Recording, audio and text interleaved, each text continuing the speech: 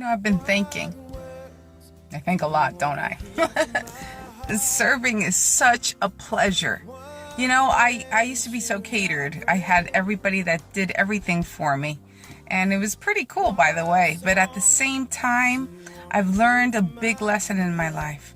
There's nothing that gives you better satisfaction inside you and in a special way than to serve others. That some people just need a hug, or some people just need a smile, or some people just need, I could do this. Somebody just needs probably your umbrella because it's pouring rain and they could get sick if you don't open that umbrella for them. Serving is something awesome. Why don't you do something special for someone today?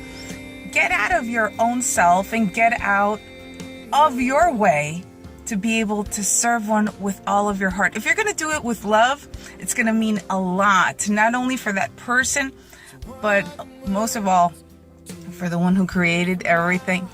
He's going to love it. Get out of your way and just serve. It will be so special for you and for someone else. Have a blessed day.